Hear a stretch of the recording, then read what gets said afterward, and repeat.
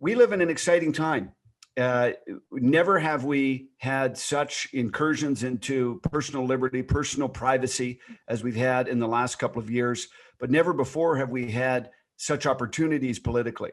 And I believe that the time is ripe for a new political alternative here in Ontario. And we are bringing that with the Ontario Party. It's exciting to be able to fight on this fight. The Ontario provincial Conservatives have not governed according to the way they've promised, and they have not governed according to the way that they should have during COVID-19. It is, phenomenal to see the mistakes and the broken promises that have happened, but we have a great opportunity to hold those leaders to account. So I'm excited to be running as leader of the Ontario Party. We have a great slate of candidates that we're going to be announcing very soon over the next week or so, and we are ready to rock and roll and to show Ontario what true leadership is and what they need to see politically. So I'm happy to be here. Really looking forward to taking your questions. And let's start off with some questions. Thanks so much, Derek. All right, folks, if you have a question, please feel free to utilize the question and answer box. We'll be getting to as many of those questions as we can.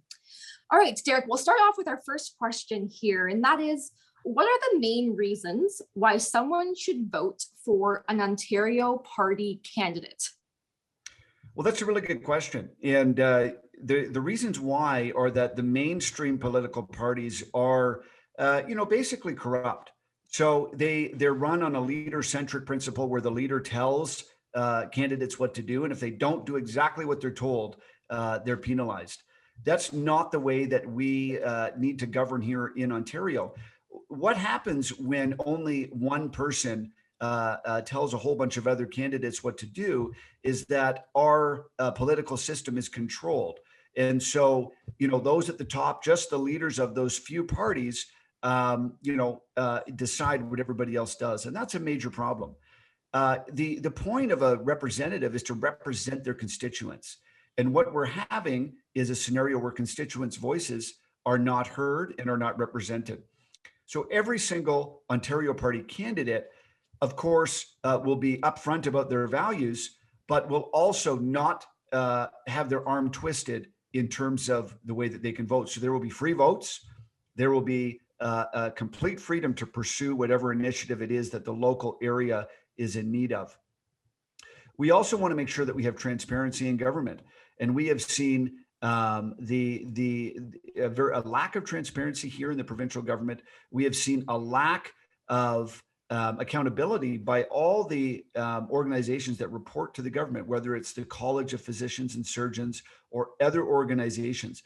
We need to make sure that we have that transparency, and the Ontario Party will make sure that that happens.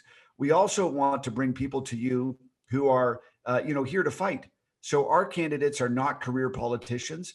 Many of them have very exceptional careers in other fields, but have felt called to stand up for Ontario at this time.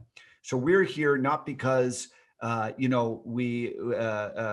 been born into political families or want a fat paycheck.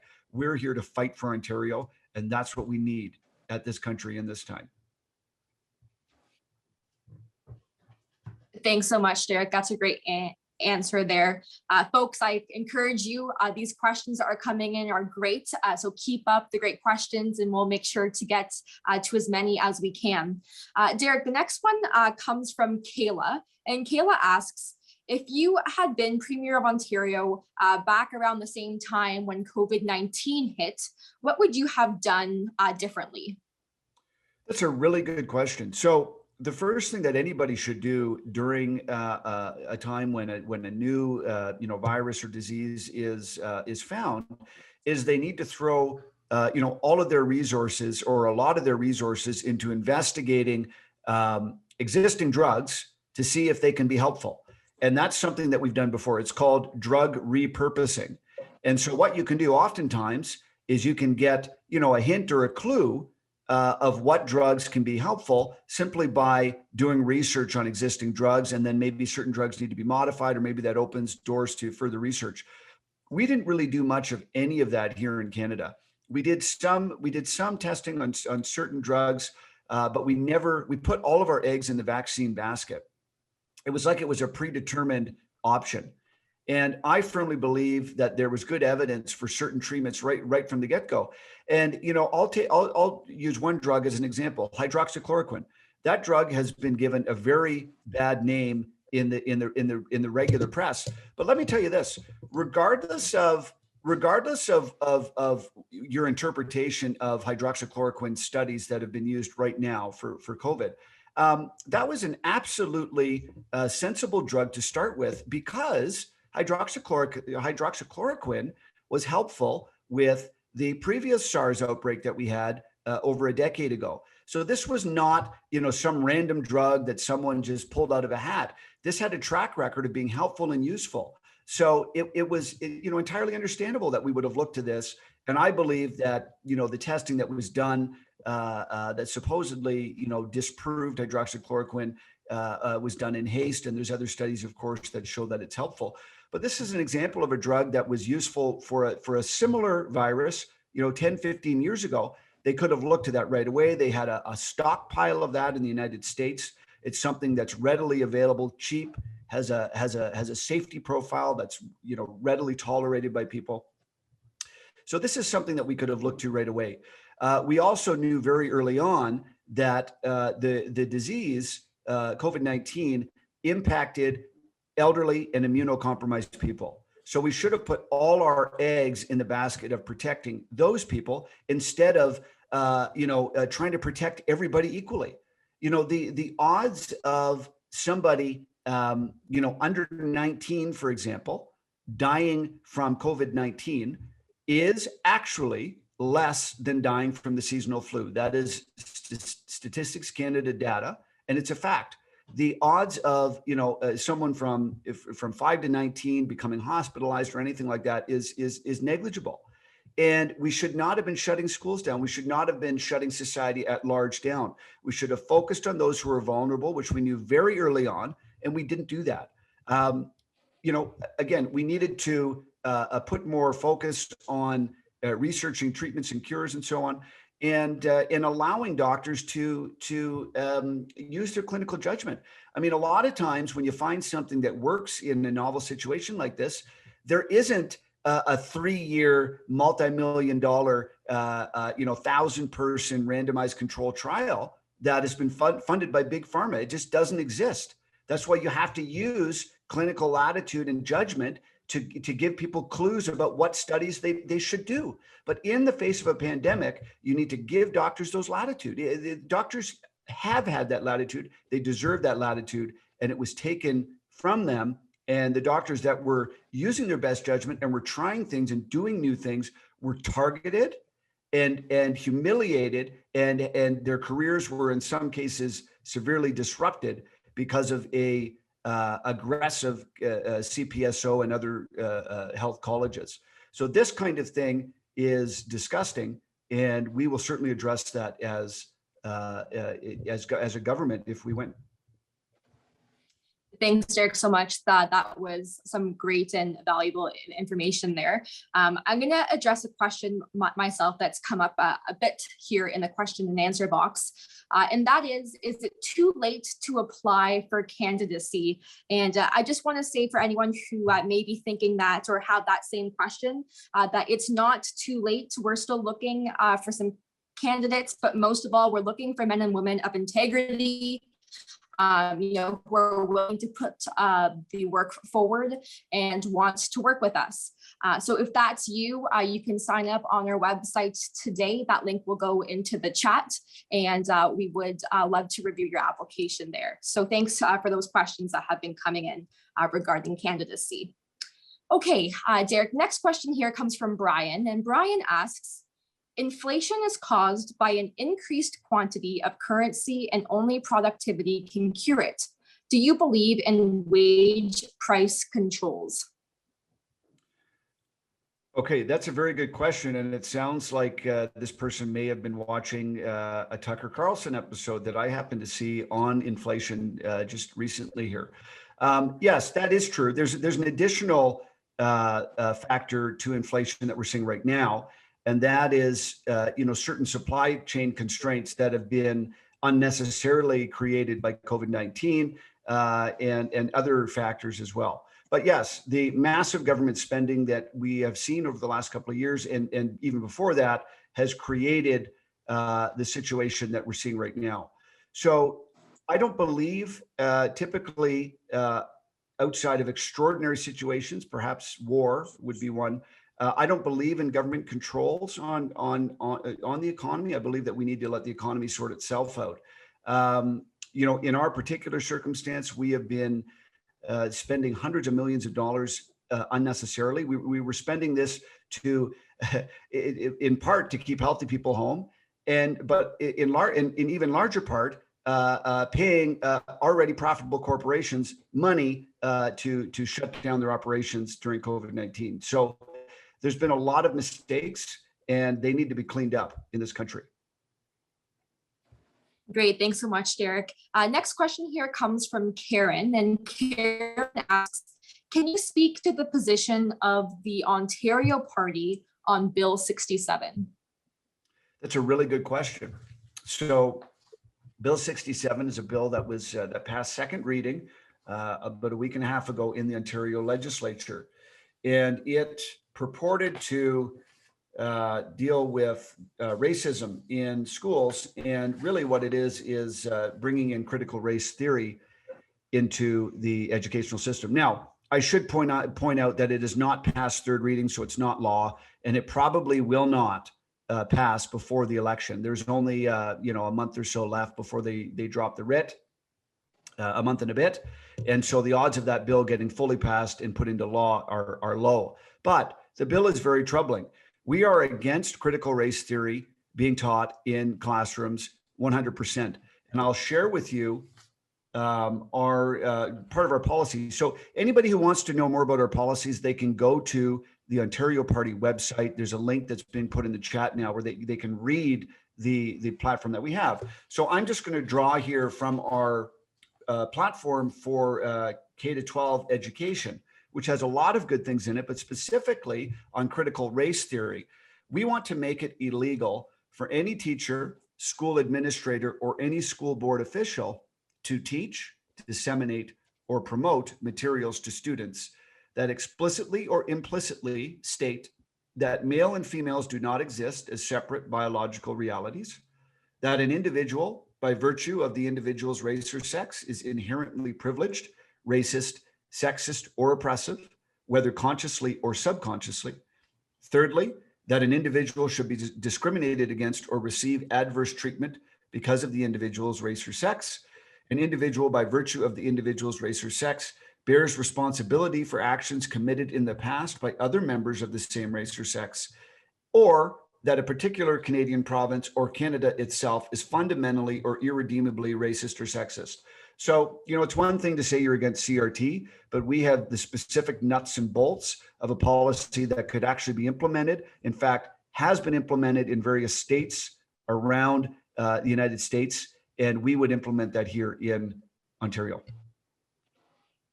Great, Derek. Thanks so much. And thanks for being part of the platform there. Again, folks, I encourage you, if you want to learn more or read more of what Derek just read, I encourage you to head over to www.ontarioparty.ca, check out our platform points, and you can read all that yourself.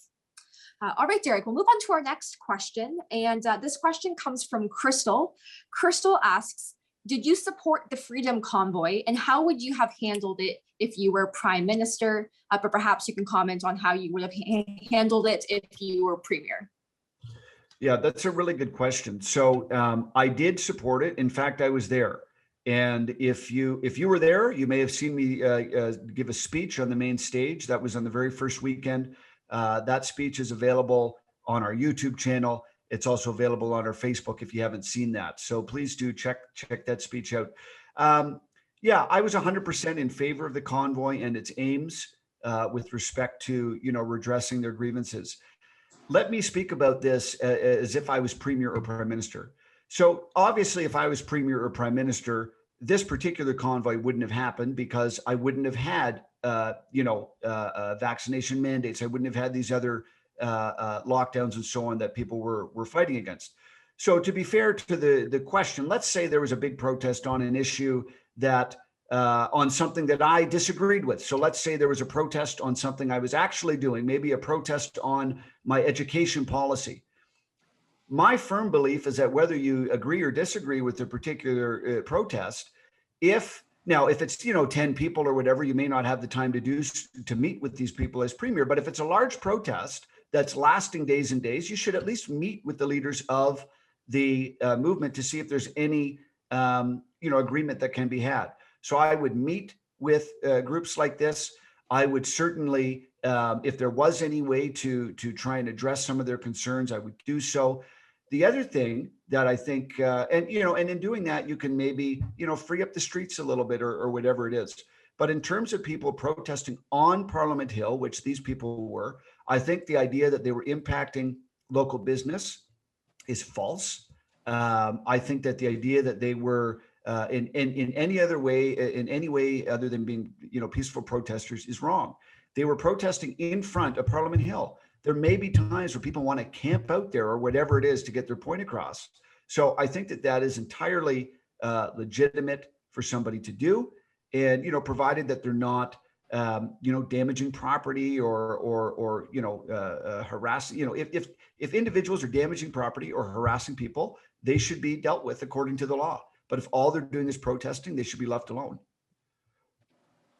Thanks so much, Derek, for that answer there. And I just wanted to add, Derek, when we were talking earlier about CRT and our curriculum and our platform points in regards to that, that recently the Ontario Party was mentioned on the Jordan Peterson podcast. Perhaps, Derek, if you just want to comment briefly on that.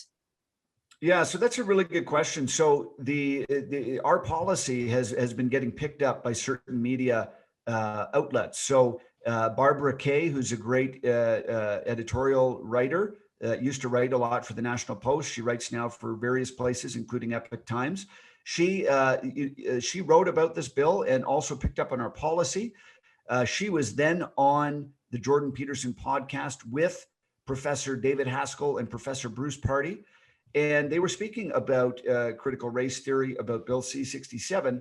And also, the Ontario Party was mentioned in that podcast. So maybe we can post that in the chat. But if you haven't heard that yet, please check it out. Awesome, Derek. Thanks so much. And I'll just add as well that wherever you folks listen to your podcasts, that is up on Jordan Peterson's channel. So very much encourage you to go check that out. And Derek, that will move on to our next question. There's a lot coming in, so we want to get to as many as we can. Daryl asks, as Premier, will you fight to preserve the sanctity of the unborn? That's a really good question. Thank you for that, Daryl.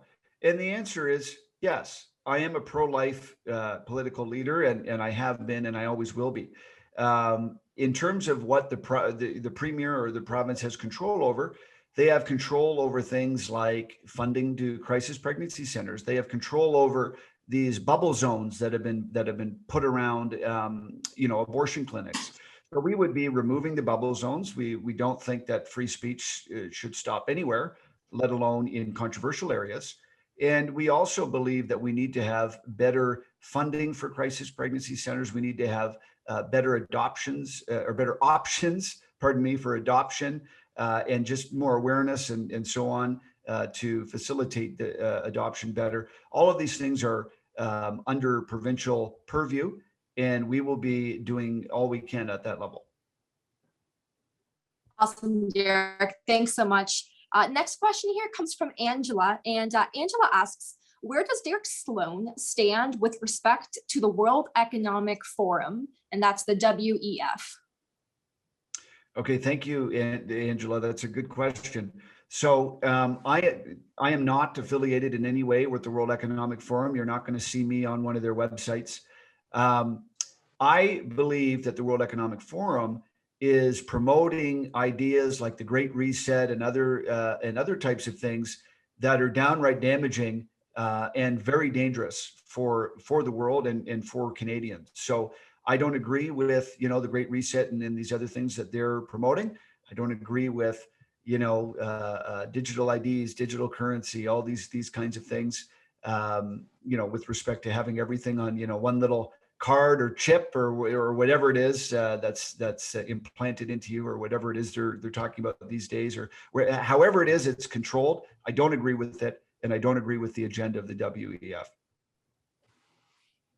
Great, Derek. Thanks for answering that question there. We'll move on to our next question, and that question is from Stephen. Stephen asks, if you are elected, will you hold the people accountable for forcing vaccinations? Yes, we will. We will have a public inquiry into everything that's gone on under COVID, and there will be responsibility, and there will be, someone's going to have to pay the piper. Specifically with, businesses and so on that have fired people, there will be, people will be, either allowed to have their job back, or they'll be paid, back pay, with back pay, or if they don't want to go back, then they can, get their back pay plus a severance payment. This destroying of, destruction of people's careers and livelihoods was unwarranted, and there needs to be true justice here. Great, Derek. Thanks so much for answering that question. Next question here. Have you looked into Bill S-233? I have looked into it. So this is a bill that's in the Senate right now, in the federal parliament, and it's about creating a framework for guaranteed income. I do not believe that now what's going around on the internet is that this bill is going, if passed, is going to make it, if you're not vaccinated, you're not going to get any of your, CPP or any of these government benefits. That's not what's happening now, at least not yet. Okay. So this bill doesn't address that at all. Okay. It basically just says that, if passed, the government has to create a framework for a guaranteed income. Okay. Now there is some sections in there. I should pull this up because we get this question every time, but there is a section in there that talks about how the program cannot impact, health standards and other kinds of things like this. So I think some people look at the health standards aspect and they say, oh, health standards means they're going to make it a rule that you have to be vaccinated. Well, that's a pretty, big jump from the wording that's actually in the bill. So really, though, what it means, if you look at all the different points they're talking about, all they're saying is that a guaranteed income should not decrease our standard of healthcare, should not decrease the social programs that we have. Now, I would say to you that I don't agree with that bill, period. I don't think that, we can afford to do what they're trying to do, but it's not saying in there that you need to be vaccinated to get your CPP. Now, will somebody do that in the future? I don't have a crystal ball. I don't know the future, but all I'm saying is my opinion on that bill is that the stuff that's floating around on the internet is not accurate with that bill. Do I like the bill? No. Do I support it? I don't support it. But that's just my opinion. And if that makes you feel a little better, a little bit less nervous, then I've done my job. Thanks, Derek, so much for being so clear on that one. And we were getting some great questions that continue to roll in. So I'm excited, Derek, to present the next couple to you as well. The next question comes from Doug. And Doug asks, what would be the role of the church in your government? Okay, that's a good question, Doug. So I just want to follow up briefly on the last question. If you ever get, an internet email that says, hey, this bill and that bill are being passed and they're going to, do this or that, I would just go and read the bill. That's what I did. I'm not in Parliament right now federally, so I don't know, about the bills any more than you do. So I went to the official site and I read the bill. It's not that long. And I formed an opinion based on reading it. So you can do that too. If you just Google Legis Info, which I just put into the chat, you'll see the official parliamentary website. You can look for any bill that's currently in the House of Commons or the Senate, and you can read it. You can read the current text. You can look at amendments. You can do all of this. I have received multiple questions on S-233 and other bills, some of which don't even exist. So, the internet is a great tool, but not everything that we see on the internet is true. So look into these bills. A lot of them are not really that long, and you can make your own opinion. So as the question was asked, what would be the position of the church in my government? Well, I hate to break it to this person, but there is no There would be no position for the church in my government. There is no, ministry of the church. They would not be, represented in my government, but nor would I be a part of that church. It's not my business what churches are teaching. It's not my business what churches are preaching. And I hope that churches thrive and prosper under an Ontario Party government. I hope that people go to church if they want to go to church. I hope that pastors tell the truth when they're preaching. But churches are not elected members of parliament. They're not, they don't have a special seat at the table, but they also will not be under the thumb. They will not be, hindered in any way by my government. And that's the way it should be. And that's the way it historically has been in Canada. Now, there may be religious leaders that I respect and I admire. And religious leaders, the good ones, have good things to say, like other people in society. So we should always be listening to people who have good things to say. But, churches, friends of Derek, there's no group that has a special interest in or shouldn't have anyways in our government. And that's the way we'll keep it. Okay, Derek, thanks for answering that question. There's been a couple people who've asked this question. So Derek, I'll just ask you to comment on it. And that's in relation to Rick Nichols' vote for Bill 67. If you could give a comment on that. Yeah, so if you want to see Rick Nichols' full statement on the Bill 67 vote, you can see we have a link right on the front page of our website. I don't know if we just want to post that here. People can read it. Rick Nichols wrote a great piece on this and basically explains why the wording in the bill is so misleading. And I just want to, I really respect Rick for being able to admit a mistake when it was made and to be, being willing to learn and being willing to apologize. And that takes a lot of humility. And I want to thank Rick for that. Thanks, Derek, so much for making that comment there. Next question here, and actually we've had a few folks in the audience who have asked this question, and that's whether you think government should be supplementing mainstream media, and how do you plan on combating the legacy media? Yes, so I don't think the government should be funding mainstream media at all, and so I disagree with the tax credits and the other things that Trudeau is doing at the federal level. In terms of what we can do here on the ground as leaders, the most important thing we can do is to not back down when the media tries to change the public agenda by throwing mud. So we will not be dealing with we will not be kowtowing to whatever the media is telling us to do. We will be sure to invite independent media sources to our press briefings and things like this. True North Media, Rebel News, things like this. We're going to be making sure that that a whole slew of voices is heard and has the ability to report accurately on what we're seeing. Thanks, Derek, so much. Next question here is from Brian, and Brian asks, what can the province do to fight the carbon tax? That's a really good question. My initial response to that, and again, it's tough because the province is already, two provinces have already taken this battle to the Supreme Court and they've lost, Ontario and Alberta. And that was one thing that Doug Ford did that was to his credit, was to try and fight this thing. One thing he didn't do, however, was drop the provincial portion of the fuel tax, which would be cutting our gas by about 5 cents right now. And that's something they promised to do and didn't. But I believe the best way to get around the carbon tax would be to create a mechanism that refunds the person almost immediately for the carbon tax that was paid. And as much as possible puts those dollars right back in the person's pocket. So if we have our own provincial system, the feds, obviously can't impose their own. And so we need to create some kind of a system that does, that to get the federal carbon tax out of our province. Thanks so much, Derek, for answering that. So I'm sure that was helpful for a lot of folks in the audience.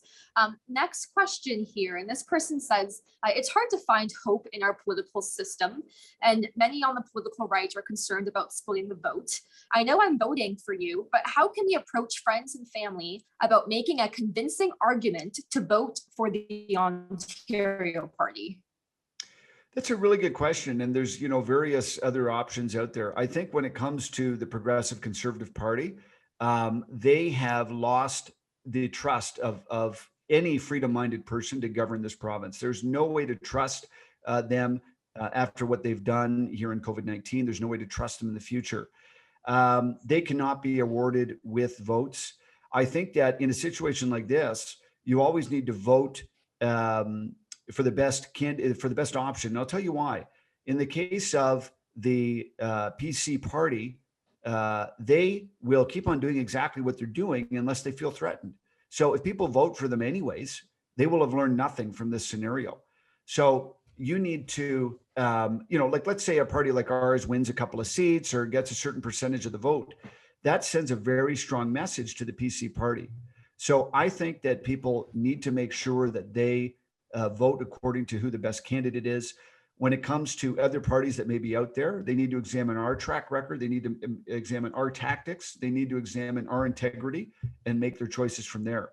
But, the idea that we just let the government do whatever it wants to us and keep voting for them anyways, that is an awful idea. And we need to make sure that we support the ideas that we actually value, because even if the Ontario Party doesn't win, if they do well enough, that is going to frighten the other parties into, trying to eat up this space in the electorate. So if the PC party gets brought to a minority or loses seats or any of these things, they're going to be thinking long and hard about how they operate moving forward. Thanks, Derek, for that answer. And I'll just add as well in terms of, how can we help our family and friends learn more about the Ontario Party? What we'll do now is we'll drop some of Derek and the Ontario Party social media pages in the chat box. We have Facebook, Instagram, Twitter, all of your main platforms we are on. We're thriving. We're posting daily comment. So I encourage you guys to get on, and that's where you can stay up to date with a lot of the newest and greatest things coming from Derek and the Ontario Party. With that, Derek, we'll hop into the next question here. And folks, again, continue to put your questions in. There's a lot of great ones coming, and we'll get to as many as we can. Derek, Nancy asks, what are you going to do with the electronic passports? Yeah, so I think she's talking about the vaccine passport system that we have here. I don't believe in them. I never would have implemented them, and they will be gone forever if we win. Okay, great, Derek. Next question here. If you became Premier of Ontario, what would you do to get people back to seeing their loved ones in the long-term care facilities? That's a really good question. I think that we, again, need to make sure that people can see their loved ones. And we, in the context of COVID, we obviously could and should have done a lot more to protect the elderly, but it's also important to protect their relationships. I mean, they can't, health, particularly at that age, is, to at least a certain degree, if not a large degree, dependent on your close relationships. So we need to make sure that people can visit their parents. So I would not approve of any,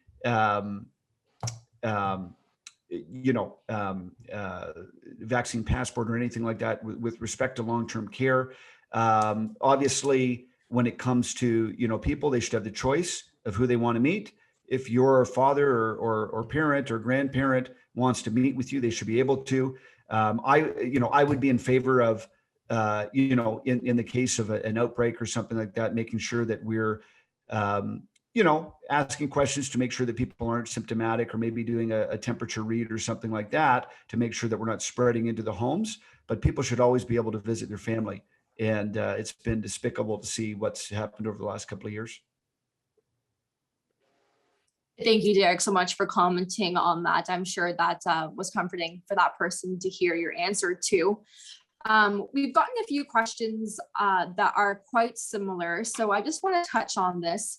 Rod asks, since the mainstream media is biased and misleading, where should we go to find truth of what is actually happening? And Derek, I know that you had answered the question similar to this a few minutes ago. So I just want to add and re-highlight again that we encourage people, to follow the Ontario Party, follow Derek Sloan on all of our social media pages. That's the best way to stay up to date. Sign up for our daily newsletters. You can do that on our website, but also different news channels like True North Media and Rebel News. Those are some great places to start. And once you get connected there, it becomes pretty apparent with some discerning what media sources that we should be listening to. Yeah, there's definitely some good options. And all right, Derek, on that note, go ahead. Nope, go ahead, Sarah. Oh, okay. It's back to me. All right. So next question here, Derek. Daryl asks, what is your position regarding Bill C-4? Thank you for all that you are doing. Yeah, that's a good question. So Bill C-4 was a federal bill that was passed recently with respect to conversion therapy, so-called. And the bill itself was one of the most stringent, far-reaching bills in the world with respect to outlawing conversion therapy. And I've been an opponent of this bill in all its forms. It's been introduced in multiple parliaments, C8, C6, C4. Basically, the bill kind of gets worse each time it's reintroduced. But yeah, I absolutely believe that the C4 is wrong. And I've written extensively on this. I've spoken extensively on it. The bill is so broadly worded that basically, as a parent, you can't do anything but encourage your child in whatever sexual or gender identity direction that they're going. And we know that there's an explosion of transgender identification in young girls, primarily, but also in boys. Which often resolves itself. And we're seeing already examples of people like Kira Bell, I believe, Kira Bell in Great Britain, who had a double mastectomy and went through, all these drugs and so on at a young age. And now she's in her 20s and she regrets it. And she sued the government there in England for letting her do that. And she won.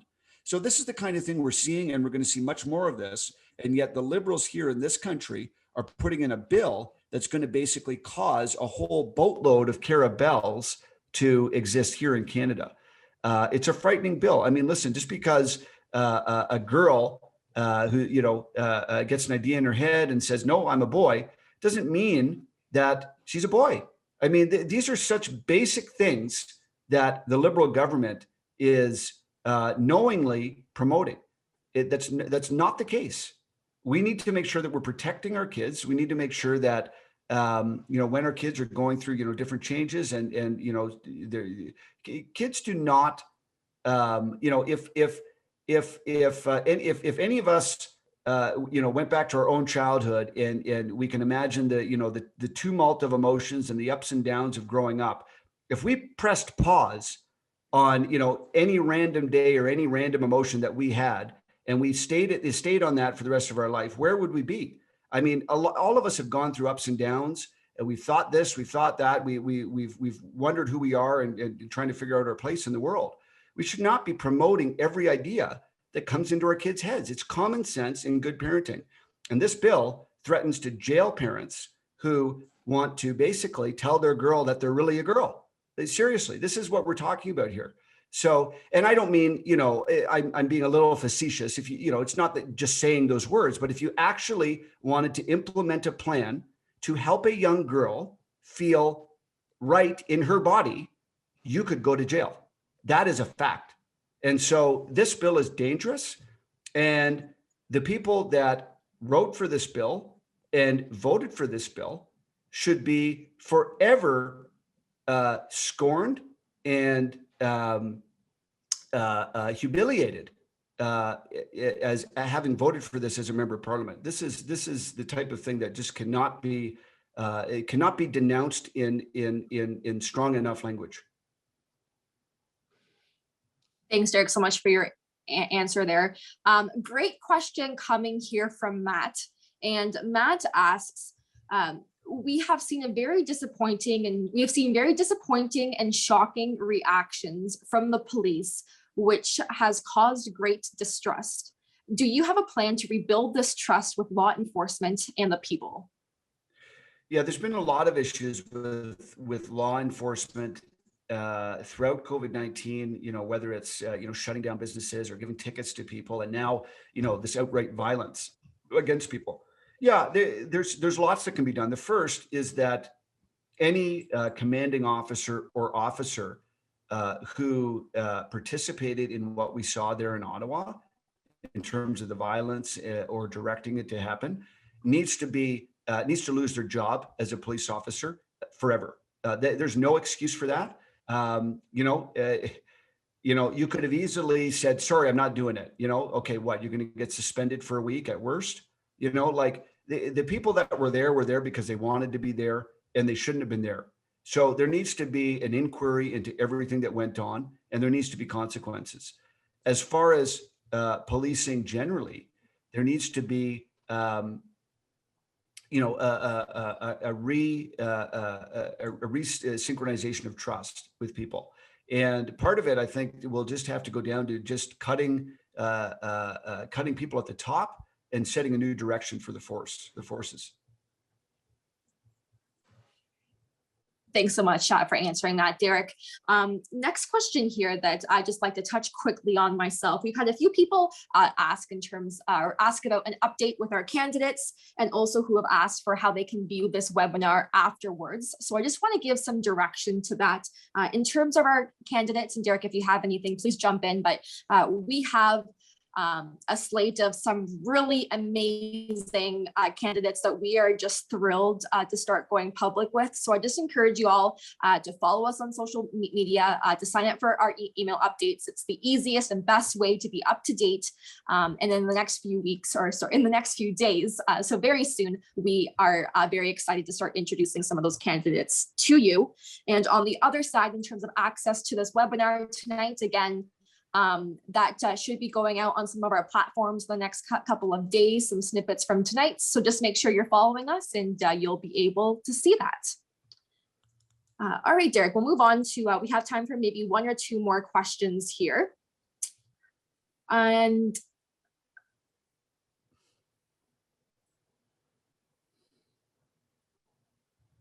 okay, so next question here comes from Andrew, and Andrew asks, Derek, is there anything you can do about gun control provincially?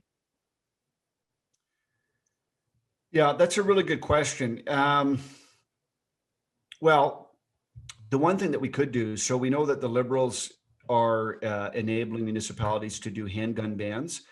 Municipalities are a creature of the province, so we could effectively prevent those from happening. Obviously, all the criminal code stuff is a federal thing. It's not a provincial thing. There are some things that we're toying with. I don't want to talk about them just yet, just because they're still in, sort of a brainstorming stage. But there have been some things that we've been considering, and we may bring them out. But the main stuff happens at the federal level, but there may be certain ways that you can address those provincially. For example, you could create some kind of coursework, maybe similar to the fireworks courses that we have right now, like the PAL and the restricted PAL, that, the outcome of which is some classification of peace officer, right? And then that peace officer would have the ability to, carry and use certain firearms. So there's different things to think about on that front. And we'll be thinking about them and bringing them forward. Thanks, Derek, for answering that. Next question here that we've had a few people ask. And so this person says, hi, Derek, I've always loved what you've had to say, and I greatly support you. The problem is that I don't understand why there is another freedom fighting party that coexists, and it seems that you aren't working together. Can you comment on this? Yeah, that's a really good question. And I understand why it would seem that way. I can tell you that there will be information coming out that will make it very clear who is trying to work together and who is not. I started as leader of the Ontario Party because a significant group of people were not satisfied with the status quo with regard to the New Blue Party and their leadership, or even at the time, Randy Hillier's purported party. And I like and respect Randy Hillier, but there was concern that he wouldn't be able to get something off the ground in time, and that has proven to be correct. And there was also concern about the tactics and the attitudes of the leaders of the New Blue Party, something that I personally know now to be true. It is a fact that we have reached out to the New Blue Party many times through different avenues and different angles. We have tried to meet with them. We have sent them proposals about how we might work together, and we have been denied at every turn. These people that run this party are a group of people who, frankly, if they can't control a movement or be the leader of a movement, they don't want any part of it. And that's unfortunate for Ontario freedom lovers. It's unfortunate for this election. And I just want to remind everybody, before I was leader of the Ontario Party, the freedom movement was already in disarray. So in November of last year, just a few months ago, we had Randy Hillier claiming that he was starting a party. We had Jim Karahalios calling Randy the worst of names and claiming that he was, like a paid opposition or in league with Doug Ford or had some secret, conspiracy with Doug Ford. I don't agree with everything that Randy Hillier has done, but I know the man, and I know that he certainly has a heart for freedom, and he's done a lot of good things for that, whether we like his tactics or his language or not. And I didn't appreciate that. And frankly, to be splitting everybody in such a way is frankly wrong. And we saw this disunity and fracturing long before I came on the scene. And if anything, things are better now than they were before. Unfortunately, in life, as in politics, people don't always get along. They don't, there's egos and all these other kinds of things. I can tell you that we have reached out multiple times through multiple angles. We even had a meeting with New Blue Riding Association people in different areas. Jim was invited to come, and he made some lame last-minute excuses, tinged with all kinds of exaggerations, as we've seen from him, and he never came. And after that, he's claiming things like, I'm working for Amazon, or I'm working for Doug Ford, or I'm trying to attack Belinda, when we sent him a proposal that stated exactly the opposite, that we wanted to not run anybody against Belinda, and we wanted to work together even more. So we're dealing with someone who doesn't know how to play nice with others. Their only gambit is slander. And frankly, that should become very clear to people, and it will become more clear because that's the only tactic they have. That's all they know how to do. They've been doing a great job of it so far, and I'm sure they'll continue. Thank you, Derek, for addressing that. A few people had asked that question tonight. And I just want to say too, that folks, it's clear here tonight that there is a lot of passion and there's a lot of eagerness to be involved. But, Derek, people don't often know, how they don't know how they can best help, or they don't know how to get involved into the political world. So can you let everyone know, what's their best way to get involved, and how do they best support your stand for freedom, for family, and for faith? Yeah, that's a really good question. There's several things you can do. First of all, you should share our information with your friends and family. So if you're not getting our emails, go to ontarioparty.ca and sign up to get our emails. If you do get our emails, share them with your friends. There's a little link at the bottom where they can click and subscribe themselves. You can share our Facebook information. You can share our Twitter posts. If you have the time, you can volunteer for us. You can send us an email. There's a volunteer sign up on our website, and you can volunteer for us in the specific area where you're located. There's also financial contributions. If you're able to donate, we definitely, the more money we have, the more effective campaign we can run. And there's great tax benefits for doing so. You can get up to 3/4 of your money back. So look into that if you're able to do so, but any of those things would be helpful for us. Really appreciate you guys being here tonight, and looking forward to talking to you soon. Amazing, Derek. Thanks so much. And I just want to highlight again one way that folks can help, and that really is financially. Sometimes people want to know a bit more about that. So, folks, we're printing, tens of thousands of printed literature.